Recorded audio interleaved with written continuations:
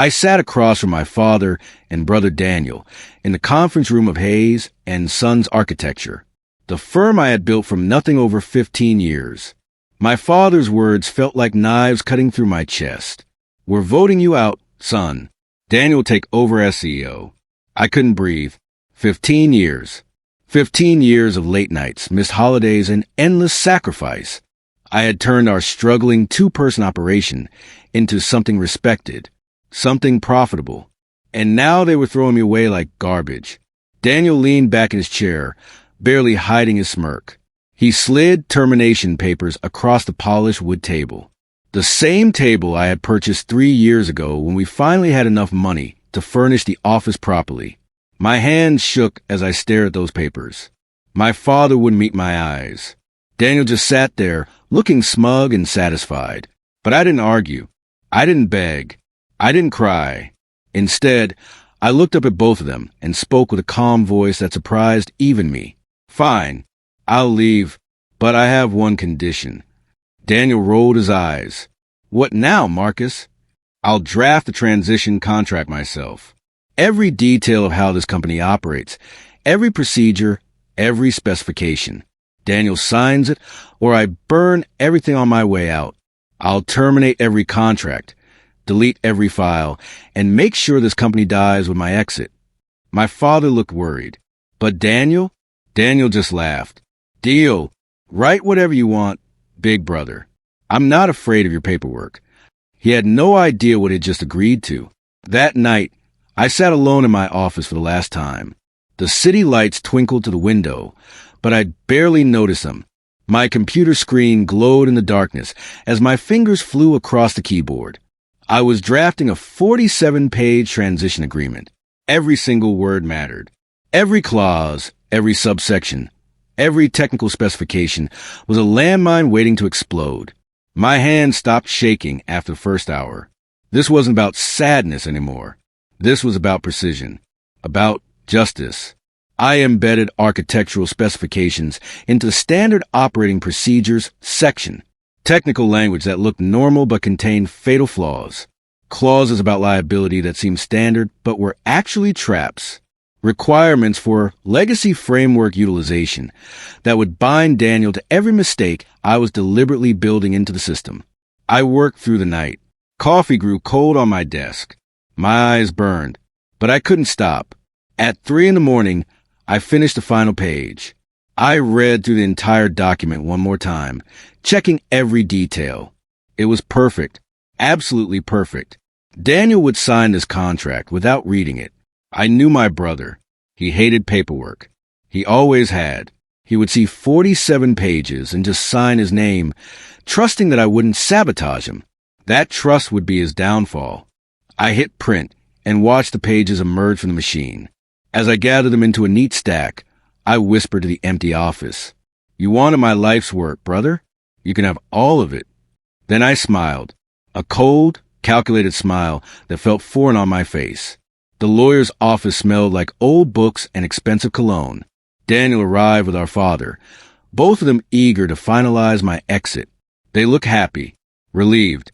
The attorney, Mr. Patterson, adjusted his glasses and gestured to the thick document on his desk. "This is quite comprehensive, Marcus. Daniel, would you like some time to review all 47 pages before signing?" Daniel waved his hand dismissively. "Marcus knows I hate reading legal stuff. Besides, if he wanted to sabotage me, he would have done it years ago. We're brothers." I said nothing. I just watched. Our father shifted uncomfortably in his chair. "Maybe you should at least skim through it, son." "Dad, relax. Marcus is leaving peacefully. Let's just get this done so we can all move forward." Daniel picked up the pen. I remembered every midnight he had never worked, every client dinner he had never attended, every sacrifice he had never made while I built this company. He started signing, page after page after page. His signature looked confident, careless. He didn't read a single word. Mr. Patterson witnessed each signature, looking slightly concerned at Daniel's casual approach. When Daniel signed the final page, he stood up and extended his hand to me. "No hard feelings, right, Marcus?" I stood slowly and shook his hand. His grip was firm. Mine was firmer. No hard feelings. I lied. Good luck with everything, Daniel. You're going to need it. He laughed, thinking I was just being bitter. As we left the office, I thought to myself, you just signed your death warrant, brother, and there's no way to undo it. 2 days later, I received my severance check, $200,000. It was far less than my shares were actually worth, but I had insisted on cash immediately instead of payments over time. I needed liquid assets for what came next. My father tried to hug me goodbye at the office. I stepped back, keeping distance between us. You chose him, Dad. Now live with that choice. His eyes filled with tears. Marcus, please. You're still my son. Both of you are. Then you should have remembered that before you voted me out. I walked out of Hayes and Sons for the last time. I carried only a small box with personal items and a USB drive tucked safely in my pocket. That drive contained every backup file, every client secret, every architectural flaw I had quietly fixed over 15 years. My apartment felt empty that night. I had lived there for 8 years, decorated it carefully, filled it with expensive furniture and art. Now it all felt meaningless. I spent the evening packing. I didn't need much. Clothes, some books, my laptop, and that USB drive. My phone rang constantly. Friends asking what happened. Colleagues offering sympathy. I ignored every call. At midnight, I sent a group text to everyone I knew. Starting over. Don't look for me. Then I turned off my phone, grabbed my pack bags, and left my old life behind. The next morning, I disappeared completely. 3 weeks later, I resurfaced in a neighborhood called Riverside. It was on the edge of the city, the part tourists never saw and wealthy people avoided. Factories had closed here decades ago. Buildings crumbled. Streets had potholes big enough to swallow a tire. But the rent was cheap and nobody asked questions. I rented a tiny apartment above a bodega. The stairs creaked. The walls were thin. I could hear my neighbors arguing through the ceiling at night. It was perfect. My first night there, I stood at the window watching the sunset. The sky turned orange and pink, painting the broken neighborhood in beautiful colors. Somewhere in the distance, children were playing, their laughter echoing between abandoned buildings. Something inside me shifted as I watched that sunset. For 15 years, I had chased success. Money, reputation, respect. I had built a company, worn expensive suits, attended fancy dinners. And what had it gotten me? Betrayal. But here in this forgotten place, I felt something I hadn't felt in years. Peace. Not happiness yet. The anger still burned in my chest. But peace. Like I could finally breathe without the weight of expectations crushing me. I didn't know what would come next.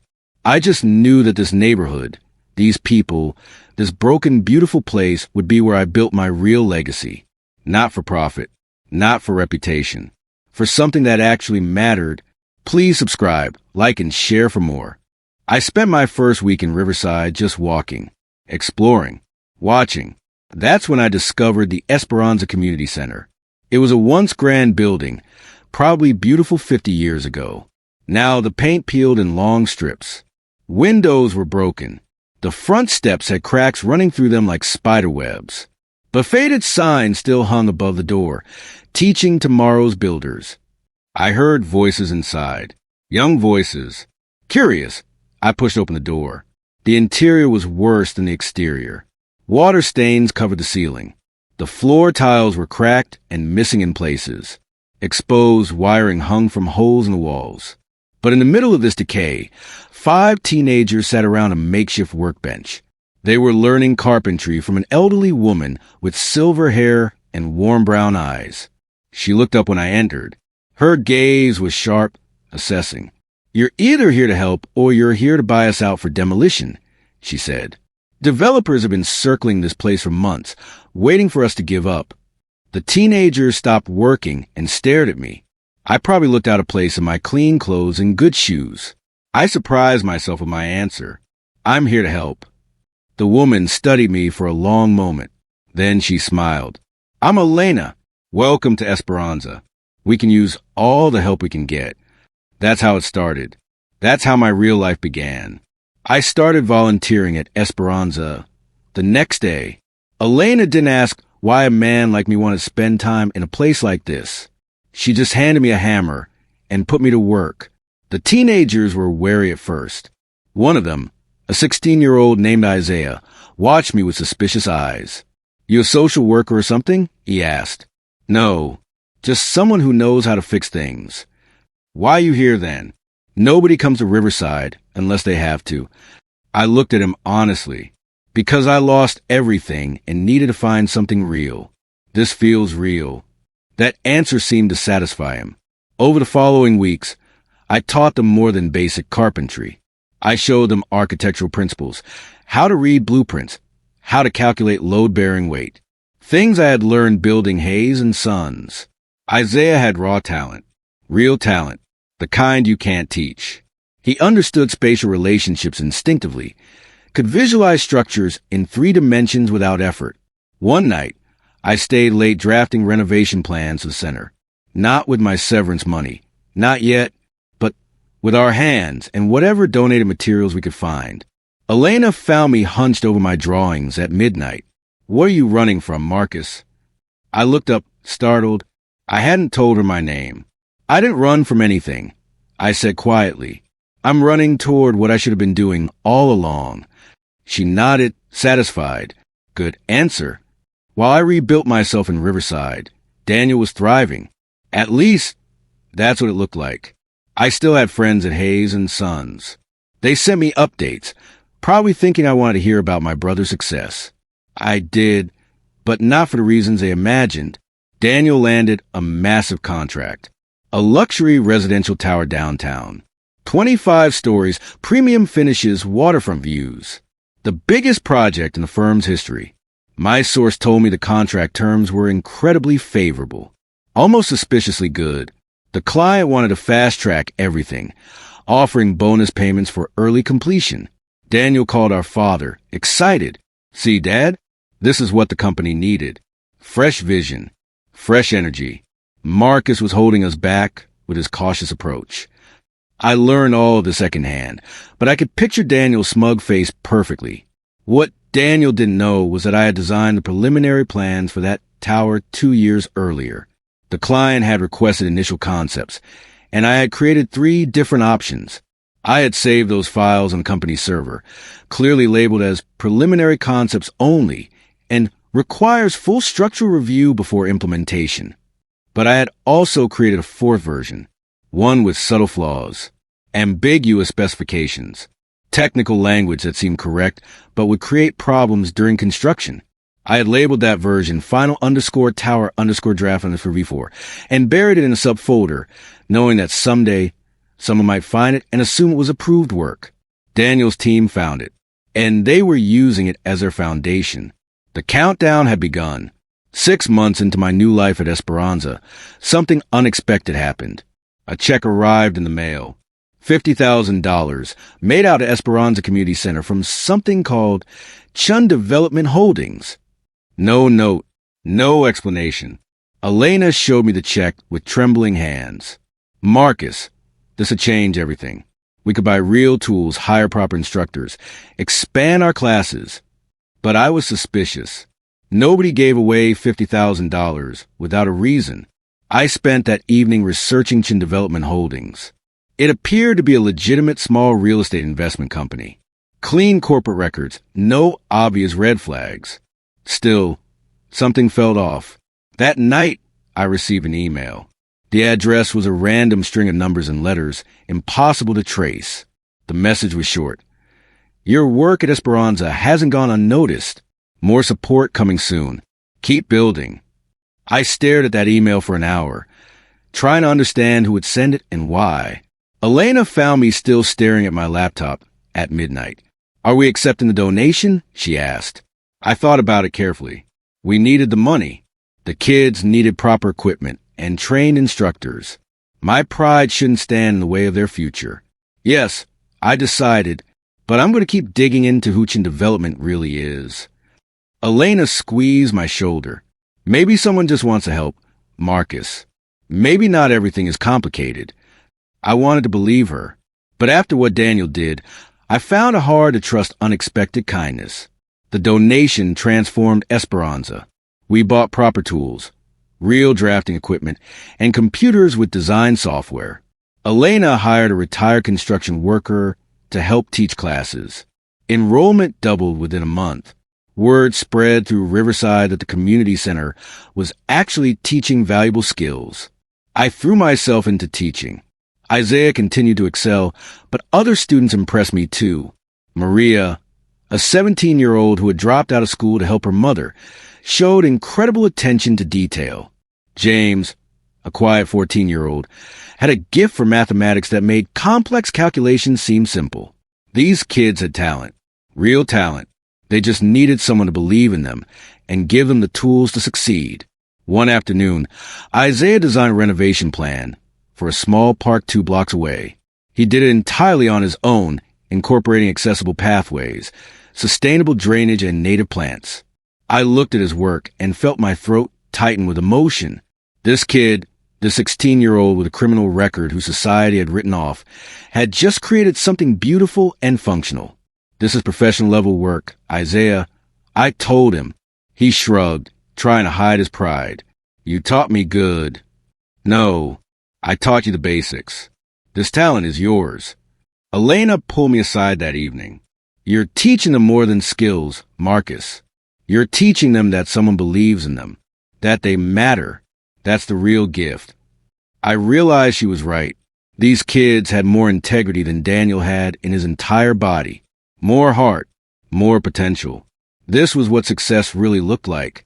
Time moved differently in Riverside. 6 months passed quickly, filled with teaching and building and watching my students grow. But I kept one eye on Hayes and Sons. Daniel was on fire. He had landed 3 more major contracts using my old files and connections. The transition agreement had given him access to everything I had built.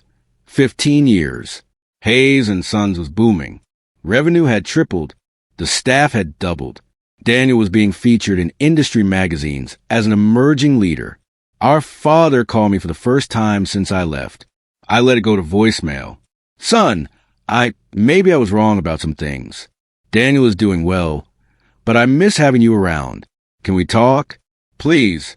I deleted the message without listening to the rest. I wasn't ready. Maybe I would never be ready. But I wasn't sad anymore. I was patient, because I knew something our father didn't know. Something Daniel definitely didn't know. Every single one of those projects was built on my poison blueprints. Daniel's construction teams were using my old preliminary files, the ones with subtle flaws. They assumed my work was perfect because it had always been perfect before. They didn't know I had deliberately planted problems in certain files, just in case I ever needed leverage. The buildings were going up. Daniel was celebrating. But soon, very soon, the cracks would start to show. I just had to wait. I was teaching a class on structural engineering when the stranger arrived. He was an older Asian man, maybe 65, wearing an immaculate suit that probably cost more than 3 months of my old salary. He stood at the back of the room, watching silently. The teenagers noticed him, but tried to focus on my lesson. I ignored him too, finishing my explanation of load distribution in multi-story buildings. When class ended, the man approached me. You're Marcus Hayes, he said. It wasn't a question. Who's asking? A friend of Chin Development. I've been watching you teach for the past hour. Very impressive. Why are you here? He smiled gently. I followed your career for many years, Mr. Hayes. Since you designed the Riverside Medical Plaza 12 years ago. Do you remember that project? I did. It was one of my early works, before Hayes and Sons became successful. A small medical building on the poor side of town. I had spent extra time ensuring it could withstand earthquakes, even though the budget was tight. That building saved my daughter's life, the man continued. She was a nurse there during the earthquake 8 years ago. The medical plaza was one of only 3 buildings in this area that didn't suffer structural damage. Newer, more expensive buildings crumbled. Yours stood firm. I remember that earthquake. I had held my breath watching the news, terrified that my early work might fail. But it hadn't. I never forgot the architect's name on the dedication plaque. He said, handing me a card with only a phone number. Call me when you're ready to expand your vision here. He left before I could ask more questions. I called the number that night. The same man answered on the first ring. Mr. Hayes, I'm glad you called. Who are you really? My name is Wei Chun. I own Chin Development Holdings, but that's just one of my interests. I'm prepared to invest $2 million in Esperanza over the next 3 years. No strings attached. No ownership stake. You maintain complete control. All I ask is quarterly reports on your progress. I almost dropped the phone. $2 million? Why? I managed to ask. Nobody gives away that kind of money. It's not charity, Mr. Hayes. It's gratitude. An investment in something that matters. You saved my daughter's life with your careful work. I've watched you build this community center with the same care. I want to help you do it properly. I don't understand. His voice became softer. 15 years ago, my daughter was working a night shift when that earthquake hit. The ceiling should have collapsed. The walls should have crumbled. But your building held. You designed it to protect people, not to maximize profit. That's rare, Mr. Hayes. That's worth supporting. I sat in silence, overwhelmed. Think about it, he said. Call me back when you're ready. He hung up. I sat in my tiny apartment above the bodega, staring at the phone number on the card. $2 million. I could transform Esperanza into something extraordinary. That night, for the first time since leaving Hayes and Sons, I cried. Not from sadness, but from something else. Something that felt like hope. I accepted Wei Chen's offer. Within 3 months, Esperanza Community Center became Esperanza Institute, a full vocational school teaching architecture, construction, and urban planning. I hired 3 instructors, all from the neighborhood. People who understood these students because they had been these students once. Enrollment exploded. 50 students. Then 75. Then 100. Local news heard about what we were doing. A reporter came to interview me. Mr. Hayes, you went from running a successful architecture firm to teaching in one of the city's poorest neighborhoods. Why? I chose my words carefully. I learned that success isn't about the size of your bank account. It's about the lives you touch. These students have more potential than most people see. I'm just helping them see it in themselves. The story aired on the evening news. My phone exploded with messages from old colleagues. Shocked to see where I had ended up, I ignored most of them. But I did watch the news clip once. I looked different. Older, maybe, but lighter somehow. Like a weight had lifted. That night, Elena found me sitting outside Esperanza, watching students leave after evening classes. You did this, Marcus, she said. We did this. No, you had the vision. You had the money. You had the skills. But more importantly, you had the heart to choose this over revenge. I thought about Daniel then, probably celebrating in some expensive restaurant, completely unaware of what was coming. Who says I chose? I replied quietly. The first crack appeared in Daniel's empire 13 months after I left. The luxury tower was nearly complete.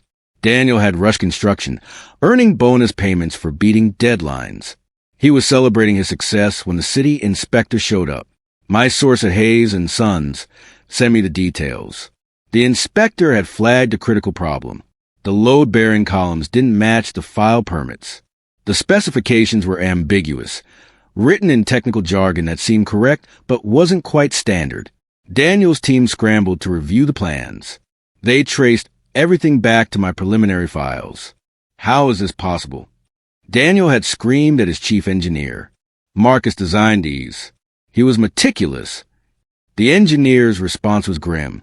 These specs are legally compliant but structurally questionable. We need to re-pour the foundation. It'll cost $3 million and delay completion by 6 months. $3 million. 6 months. Daniel's celebration turned to panic. He tried calling me. I didn't answer. He sent emails. I deleted them. He showed up at my old apartment. I had moved months ago. That night, I sat in my small room in Riverside and allowed myself a small smile. The dominoes were starting to fall. But this was just the beginning.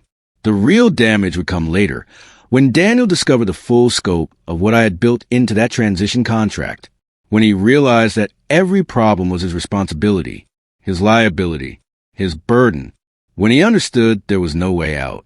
Daniel finally found a lawyer who understood what I had done.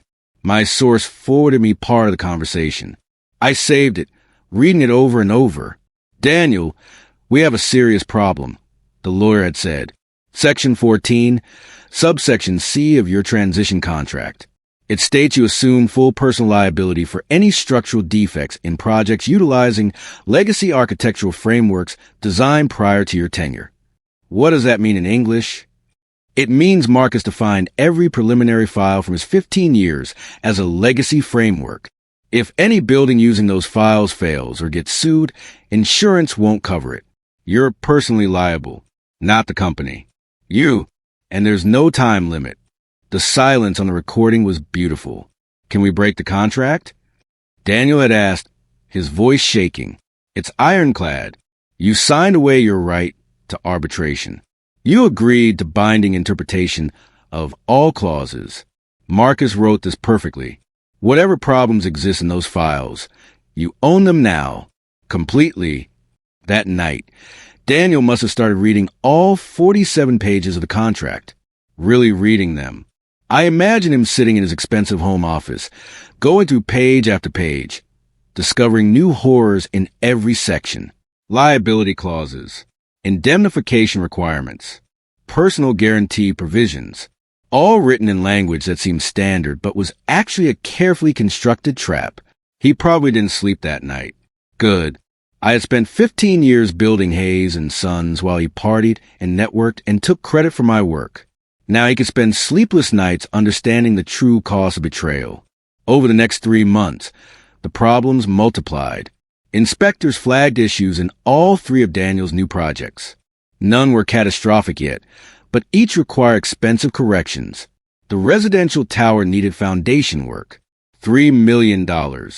The office complex needed reinforced structural supports, $2 million. The mixed-use development needed corrected electrical specifications, $1.5 million. Plus delays, plus penalties, plus angry clients. Hayes and Sons' reputation started to crack.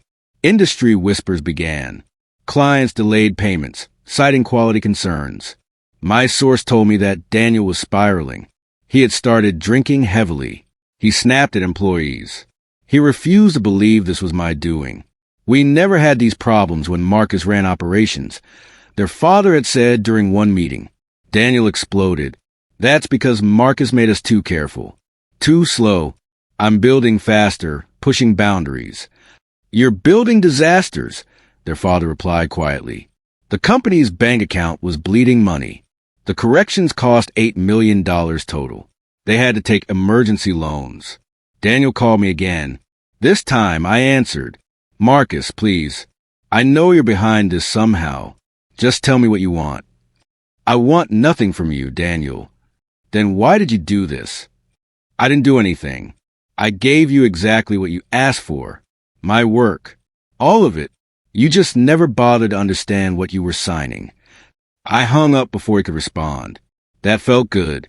15 months after leaving Hayes and Sons, I received an unexpected invitation. The City Architecture Awards Gala. Esperanza Institute had been nominated for Community Impact Project of the Year. I hadn't attended industry events since my exit. The thought of seeing old colleagues answering questions about what happened made my stomach turn. But Elena convinced me to go. "Your students need to see their teacher honored, Marcus. They need to understand that success takes many forms. Show them what real achievement looks like." She was right. I borrowed a suit from one of the instructors. It fit poorly.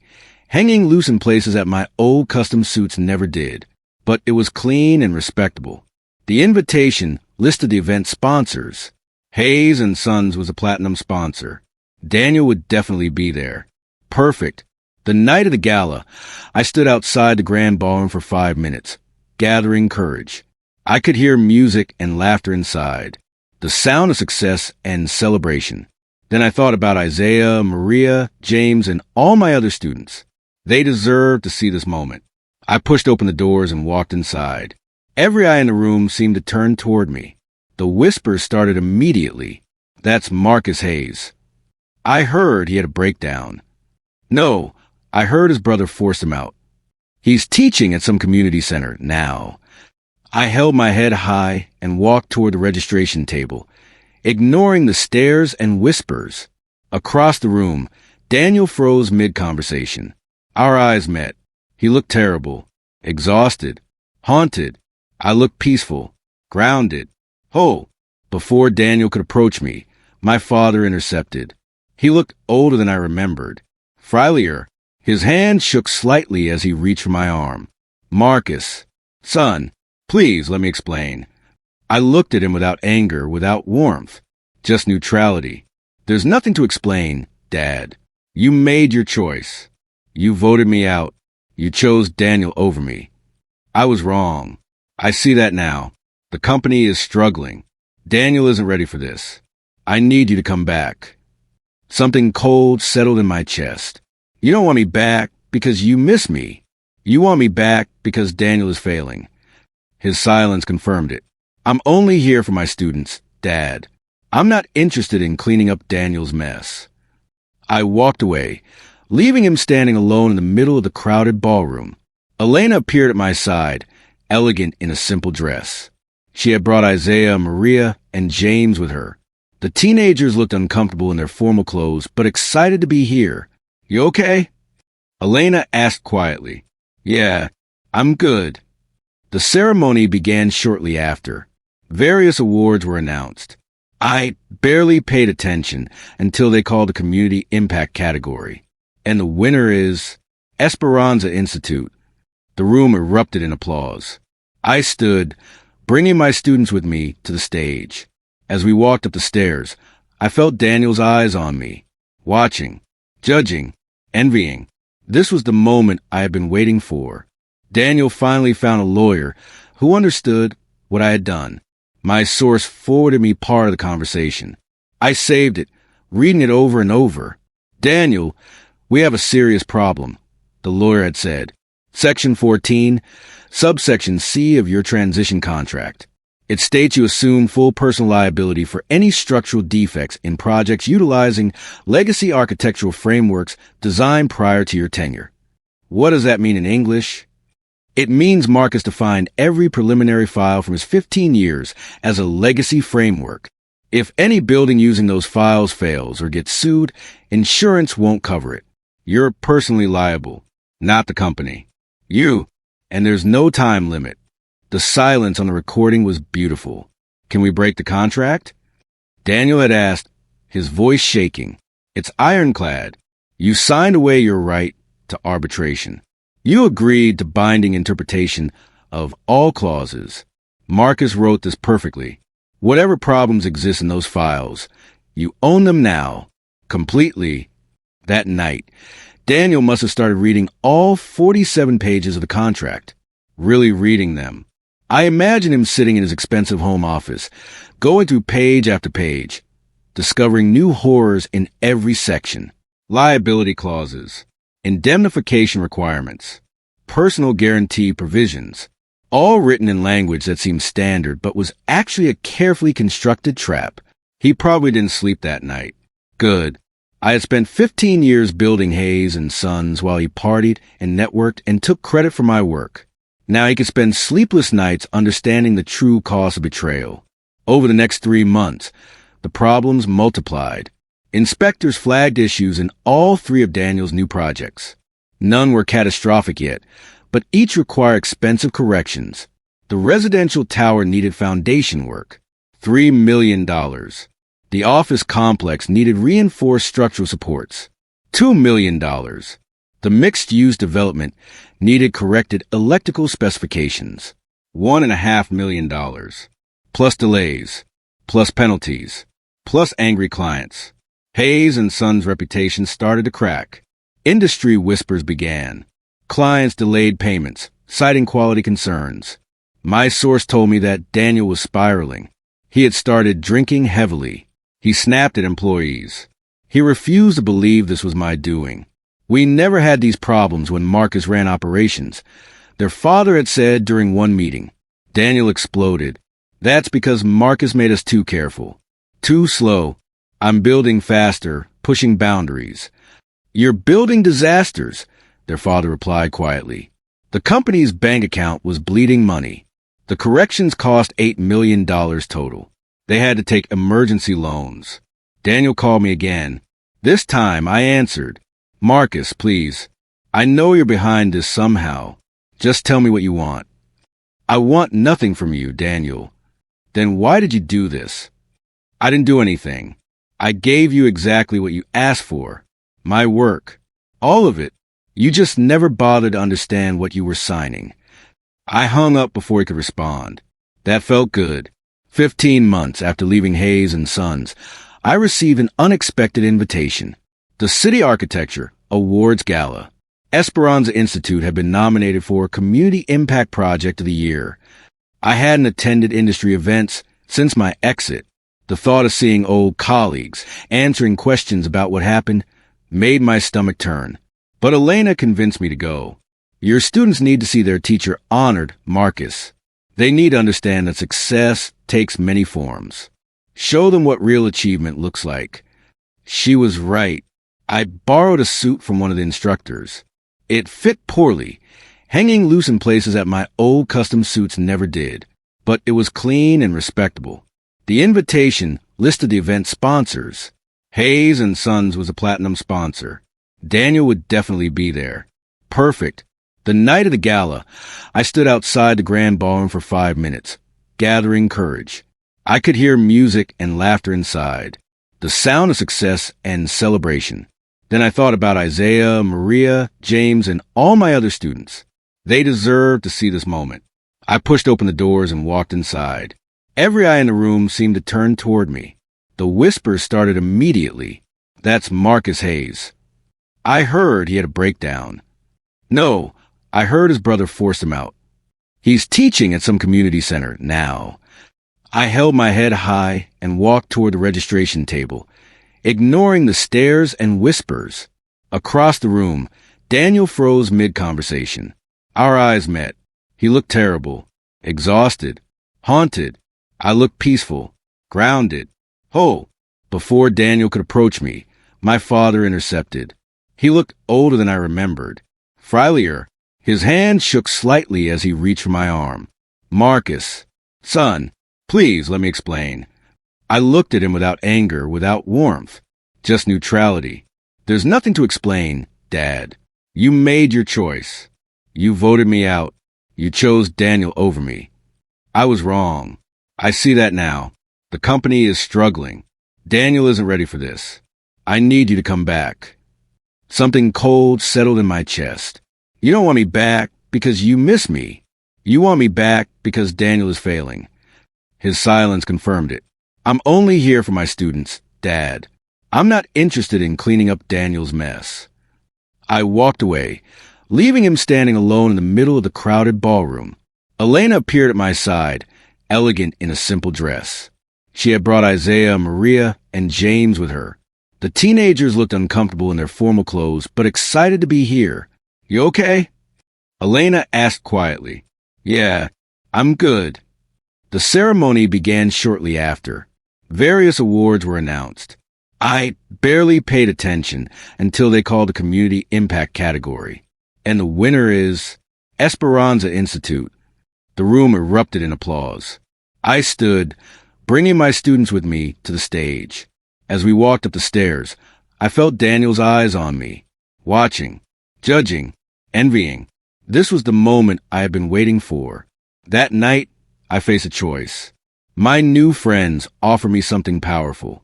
We can expedite Daniel's downfall, file complaints with licensing boards, leak documents to investigative journalists, trigger a criminal investigation immediately. He could be in prison within 6 months. Part of me wanted that, the angry part, the hurt part. But Elena's words echoed in my mind. Revenge is a poison you drink yourself. I thought about my students, about Isaiah's talent and Maria's dedication and James's brilliance. I thought about the 50 kids enrolled at Esperanza, learning that hard work and integrity mattered. What lesson would I teach them if I pursued active revenge? No, I said finally. Let the lawsuits proceed naturally. Focus our resources on expanding Esperanza. If Daniel falls, let it be by his own hand, not ours. Sarah looked surprised. You're letting him off? I'm not letting him off. I'm letting justice take its natural course. The contract I wrote will destroy him slowly but completely. I don't need to push. Gravity will do the work. Mr. Chin smiled. That's wisdom, Marcus.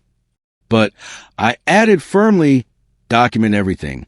If his buildings endanger lives, if people could get hurt, then we intervene immediately. Safety comes before revenge. Always.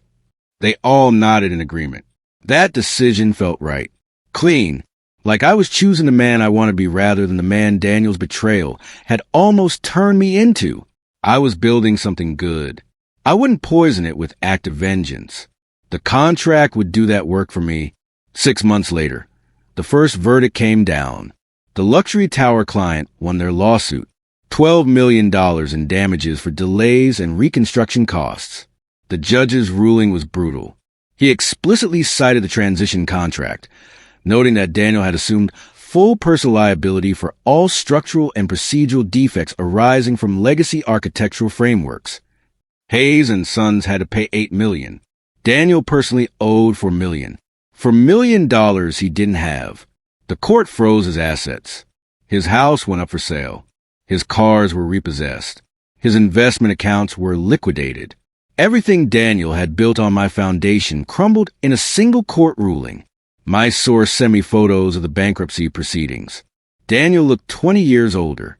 Gray hair at his temples. Deep lines around his eyes. He had lost maybe 30 pounds. Our father sat beside him in the courtroom, looking frail and heartbroken. I felt something strange looking at those photos. Not satisfaction, not joy, just a cold, empty certainty that this was necessary. Daniel called me that night. I almost didn't answer, but something made me pick up. Please, Marcus, I'm begging you. Tell me how to fix this. His voice was broken, desperate, but I felt nothing. You can't fix it, Daniel. That's the entire point. I'll lose everything. Yes, you will. Just like I lost everything when you voted me out. But you're okay now. You have Esperanza. I built that from nothing, with my own hands. You can do the same. I can't. Then suffer. I hung up and blocked his number. The lawsuits multiplied like a disease. 3 more clients sued simultaneously. They had compared notes and discovered the same pattern. Ambiguous specifications for my legacy frameworks. Shortcuts taken during Daniel's tenure. Delays, cost overruns, safety concerns. Each lawsuit cited the transition contract. Each one held Daniel personally liable. The legal fees alone topped $2 million. Hayes and Sons declare bankruptcy. The company I had spent 15 years building officially died in the courtroom on a rainy Tuesday morning. My father's health deteriorated rapidly. The stress was killing him. Part of me felt guilty about that. He was still my father, despite everything. But he had made his choice. He had voted to remove me from my own company. He had sided with Daniel over me. Consequences don't discriminate based on relationships. My father died of a heart attack 3 days after the bankruptcy was finalized. He was 68 years old. Elena found me sitting alone in my apartment that night, staring at nothing. Your father passed, she said gently. She always knew things before I told her. I know. Are you okay? I don't know. I loved him, but I'm also angry at him. Can both be true? Yes, Marcus. Both can be true. I attended the funeral. I stood in the back, away from Daniel and the other mourners. Daniel tried to approach me. I walked away before he could speak. I wasn't ready. Maybe I would never be ready. 3 months after our father's death, the criminal investigation began. City prosecutors had been reviewing Hayes and Sons' records during the bankruptcy proceedings. They found something troubling. Daniel had routinely approved contractor substitutions that violated building codes. He had signed off on inspections without proper review. He had falsified timeline reports to avoid penalty clauses. The transition contract included a clause I had carefully crafted. It required Daniel to personally sign off on all major project milestones and approvals, every single one, which meant every violation had Daniel's signature on it. The charges were serious. Criminal negligence, fraud, endangering public safety. Each charge carried potential prison time. My source at the prosecutor's office sent me the indictment. 23 pages of detailed accusations. Daniel had hired the best criminal defense attorney money could buy, except Daniel didn't have money anymore. The lawyer was working on contingency, probably hoping for a book deal after the trial. The trial was scheduled for 6 months out. I didn't feel triumphant. I felt tired. This wasn't the life I had imagined when I started Hayes and Sons 20 years ago. I had wanted to build beautiful things, help people, create something lasting. Instead, I had destroyed my own brother. Elena found me sitting outside Esperanza at midnight, watching the empty street. "Second thoughts?" she asked. "No, just wondering if this is who I wanted to become. You're not the villain here, Marcus. You're just refusing to be a victim anymore." Maybe she was right. The trial lasted 3 weeks. Daniel's defense was desperate. My client relied on architectural plans created by his predecessor. He's a victim of sabotage, but the prosecutor destroyed that argument systematically. Mr. Hayes had a legal obligation to review all plans. He received multiple warnings from engineers about ambiguous specifications. He ignored them to save costs and time. The transition contract explicitly required due diligence. He signed that contract. He agreed to those terms. They brought in expert witnesses, structural engineers who explained how Daniel's shortcuts created safety hazards, building inspectors who testified about violations they had flagged and Daniel had ignored. My old files were entered as evidence. The prosecutor showed how I had labeled everything as preliminary and requires review, how I had included cautionary notes in every technical specification. Mr. Marcus Hayes fulfilled his professional obligations, the prosecutor argued. He created preliminary concepts and clearly marked them as such. Mr. Daniel Hayes chose to use those concepts without proper review. That's not sabotage. That's negligence. The defense tried to paint me as vindictive. They brought up the circumstances of my departure, suggesting I had planted deliberate flaws. But they couldn't prove it, because technically I hadn't. I had just removed the safety net. The flaws Daniel created through incompetence and corner-cutting were entirely his own. The jury deliberated for 3 hours. I wasn't in the courtroom, but my source sent me a text. Guilty, all counts. It was over. The sentencing hearing happened 2 weeks later. The judge was a stern woman in her 60s who had reviewed every document in the case. "Mr. Hayes, you put lives at risk through your negligence. You prioritized profit over safety. You ignored warnings from qualified professionals. You fraudulently represented project timelines to clients." Daniel stood with his head bowed, his lawyer beside him. "However, I acknowledge that no one was physically harmed by your actions. The buildings were caught and corrected before anyone was injured. That matters. I watched via live stream that Mr. Chun had arranged for me. I sentence you to 8 years in federal prison. Additionally, you will pay $22 million in restitution to affected clients. Your professional licenses are permanently revoked. You are banned from working in construction, architecture, or related fields for life. 8 years. $22 million he would never have. The bailiff led Daniel away in handcuffs. As he walked past the gallery, Daniel turned and looked directly at the camera, like he knew I was watching. Our eyes met through the screen. He mouthed 2 words, "I'm sorry." I closed my laptop. Sorry doesn't undo 15 years of my life. Sorry doesn't rebuild trust. Sorry doesn't change anything. Daniel would spend 8 years in prison. His career was over. His reputation destroyed. His future erased. I had won completely. So why did I feel so empty? After the verdict, Mr. Chin invited me to dinner at an exclusive restaurant, the kind of place I used to frequent with clients, back when I wore expensive suits and pretended that mattered. Now I felt out of place in my borrowed sport coat. Mr. Chin wasn't alone. Sarah, James, and Lisa were there, along with 8 other people I didn't recognize. Marcus, I want to properly introduce our collective, Mr. Chin began. There are 12 of us total, all architects, engineers, or developers whose careers you touched over the years.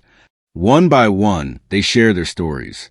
A woman whose first project I had consulted on for free. A man I had mentored through a difficult licensing exam. Someone I had defended when a senior partner tried to steal their design credit. Another person I had recommended for a prestigious fellowship. Small acts of kindness I barely remembered. Moments that had changed their lives. We pooled our resources years ago, Sarah explained. We hope to work with you someday to repay what you gave us. When you left Hayes and Sons, we saw our chance. Every donation Esperanza, James continued. Every legal resource we provided. Every document we gathered on Daniel's negligence. It was all coordinated. Mr. Chin leaned forward. We weren't just repaying a debt, Marcus. We were protecting the integrity of our profession. Daniel's negligence endangered lives. We couldn't let that continue. I looked around the table at these successful, powerful people, all here because of small kindnesses I had forgotten. Thank you, I whispered, for everything. No, Mr. Chin replied. Thank you for showing us what this profession should be about. The dinner conversation shifted to the future. We want to take the Esperanza model national, Sarah said.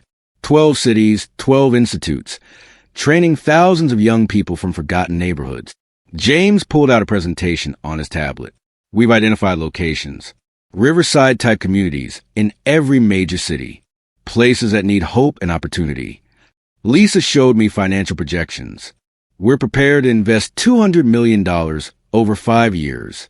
You would oversee everything, design the curriculum, train the instructors, ensure quality. I stared at the numbers. $200 million, 12 institutes, thousands of students. Everything I had lost being offered back tenfold. But Mr. Chin saw my hesitation. What's wrong, Marcus? When I started Esperanza, I was angry, hurt. Part of me was doing it for revenge, to prove Daniel wrong. But now Daniel is in prison. The revenge is complete. If we expand, it has to be for the right reasons. Sarah nodded. What would be the right reasons? The students, only the students. Not proving anything. Not building my reputation. Not even honoring my past kindnesses. Just helping kids who need someone to believe in them. The table was quiet. Then Mr. Chin smiled. That's exactly why this will work, Marcus. Because you understand what really matters. I need one condition, I said. This isn't about revenge anymore. If we do this, Daniel's name never gets mentioned. This is about the future, not the past. Everyone agreed.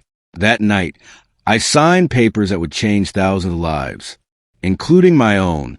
1 year later, the Esperanza National Initiative launched simultaneously in 12 cities. I traveled to each location over 3 months, training instructors, designing curricula, meeting students whose stories mirror my own journey from corporate success to purpose-driven work. The media attention was overwhelming. Fortune magazine wanted a cover story.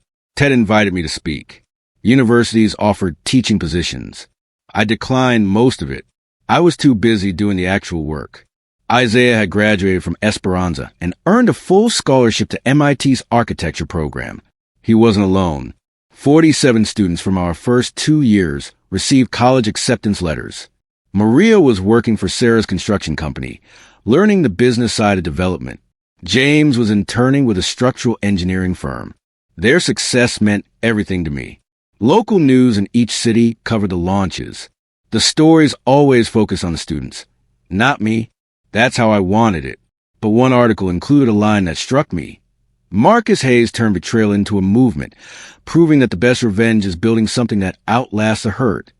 Elena cut out that article and taped it to the wall in my office. You did it, Marcus, she said. You won. But it didn't feel like winning. It felt like something else. It felt like I had finally found what I was supposed to be doing all along. Daniel was in prison. My father was dead. Hayes and Sons was bankrupt. But I was teaching kids to build beautiful things. Who really won? I didn't think about Daniel much anymore. He was a chapter one had closed, a wound that had scarred over. Then I received a letter from the prison. Elena brought it to me, unopened. This came for you. Federal prison return address. My hands shook as I opened it. Daniel's handwriting was smaller than I remembered, neater, like he had taken time with each word. Brother, I know you'll never forgive me. I don't expect you to. I just need you to know. I finally understand what you were trying to teach me all those years. I work in the prison woodshop now, teaching basic carpentry to other inmates. It's humbling work, sometimes humiliating, but I'm learning something I never understood when I had everything. The work matters more than the glory. The craft matters more than the profit. The integrity matters more than the success. You tried to show me that for 15 years. I didn't listen. I thought you were just slow, old-fashioned, afraid to take risks. I see it now. Too late. You didn't just take revenge, Marcus. You showed me who I really was. The buildings don't lie. I cut corners. I ignored warnings. I prioritized money over safety. People could have died because of my negligence. I deserve this. All of it. I just wish I had listened when it mattered. I'm glad you found your purpose. Teach them better than I learned. D. I read the letter 3 times. Then I walked outside, found a metal trash can, and burned it. Not out of anger. Out of finality. That chapter was closed. 5 years after leaving Hayes and Sons, I stood before Congress. They were debating the Community Architecture Initiative, a bill that would provide federal funding for vocational training in underserved areas. I had been invited to testify as an expert witness. The committee room was intimidating. Senators sat in a semicircle above me, their faces serious and evaluating. Mr. Hayes, thank you for being here. The committee chair began. Tell us about your work with Esperanza. I share my story, not as a victim, but as proof that opportunity transforms lives. I talked about Isaiah at MIT, Maria running construction projects, James designing sustainable buildings, the 2,000 young architects and builders we had trained across 12 cities. Not one of our graduates has ever been cited for negligence or code violations, I said. Their work is impeccable because they were taught by people who understand the cost of cutting corners. A senator asked, "What made you leave a successful corporate career for this work?" I chose my words carefully. I learned that success isn't measured by the size of your bank account or the prestige of your clients. It's measured by the lives you touch and the legacy you leave behind. The bill passed 3 weeks later. Esperanza became the model for national policy. Federal funding would help us expand to 30 cities over the next decade. That night, I called Mr. Chun to share the news. You did it, Marcus. You changed the entire industry. We did it. I corrected all of us. No, he replied gently. You showed us how. I had avoided visiting my father's grave for 5 years. The hurt was still too fresh, the betrayal too raw. But the day before my congressional testimony, I finally went. It was a simple headstone. Thomas Hayes, beloved father, 1957 to 2023. No mention of Hayes and Sons. No architectural achievements. Just his name and dates. I stood there for a long time, trying to find words. Finally, I spoke. Dad, you chose wrong. You believed Daniel over me. You voted me out of the company I had built. That broke something between us that never healed. The wind rustled through nearby trees. But I forgive you, not for Daniel. I'll never forgive him.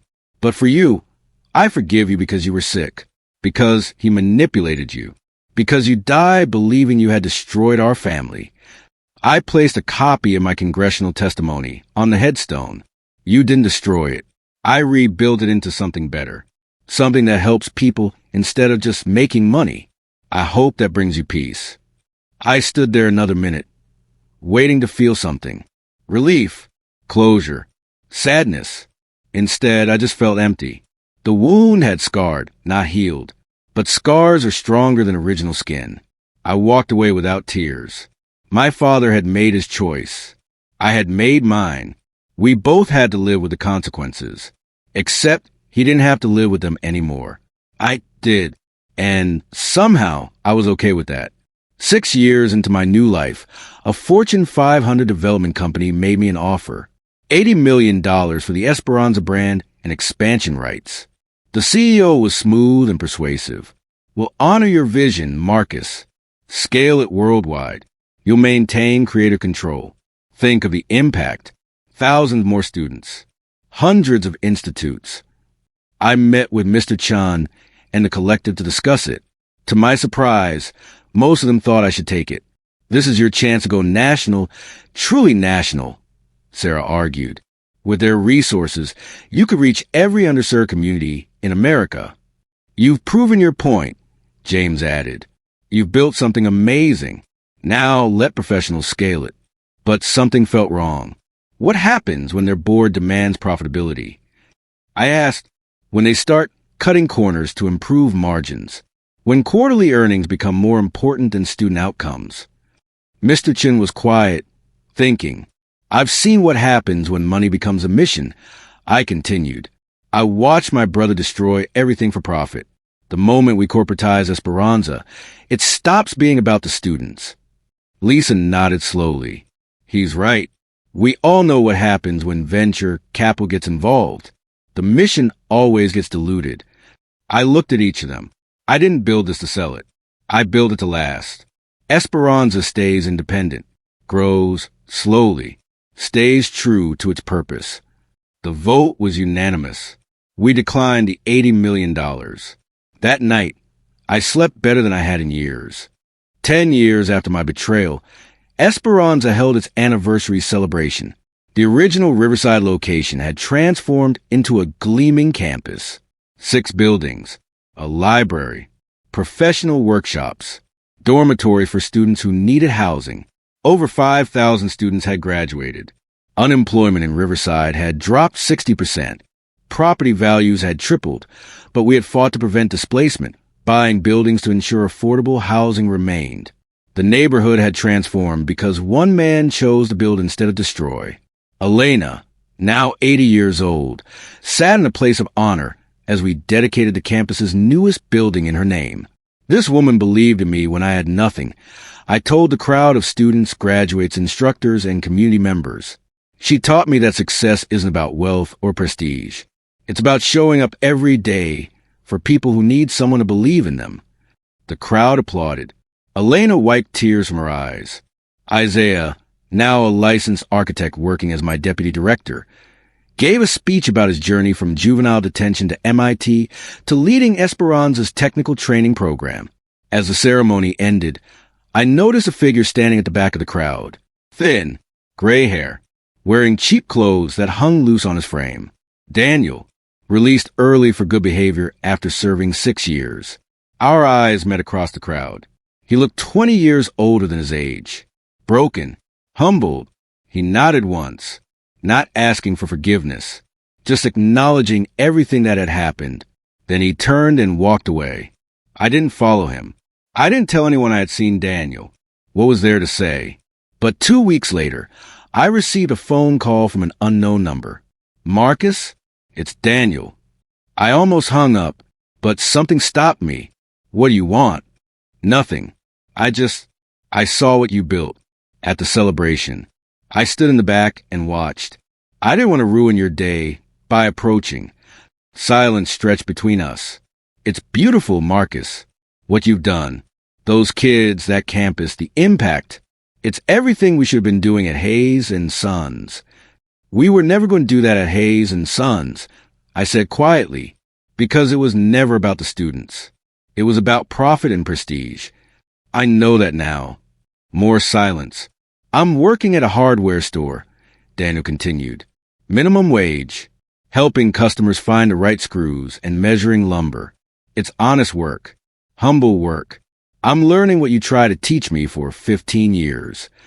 I'm glad, I said, and I meant it. I'm not asking for forgiveness, Marcus. I know I don't deserve it.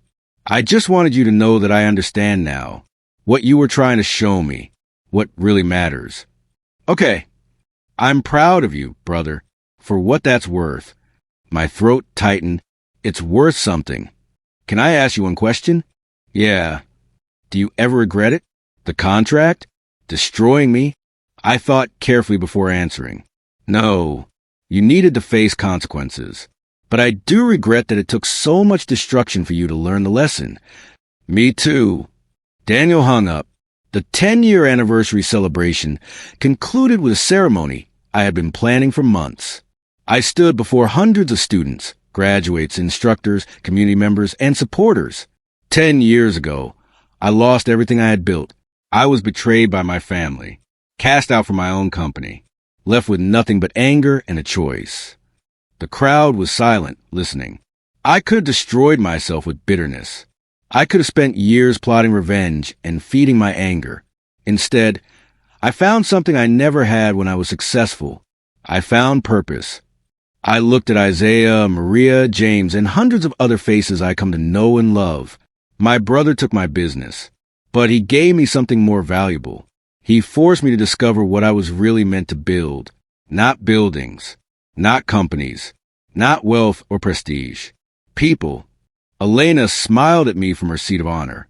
Every student who walks through these doors, every life we change, every community we rebuild, that's the empire I was meant to create. My brother is rebuilding his life. My father is gone. The company I built is history. And yet, I've never been wealthier. I paused, letting that sink in, because true wealth isn't what you build for yourself. It's what you build for others. That's the lesson I learned through betrayal. That's the lesson I hope none of you ever have to learn the hard way. Build things that matter. Build people who matter. Build with integrity. Everything else is just scaffolding. The crowd rose in thunderous applause. I looked at Elena, at Isaiah, at the faces of hundreds of students whose lives had changed. This was victory. Not revenge. Not destruction. Transcendence. I had turned betrayal into purpose. Anger into action. Loss into legacy. My brother had taken everything from me. And in doing so, he had given me everything that mattered. Please subscribe, like, and share for more. Thanks.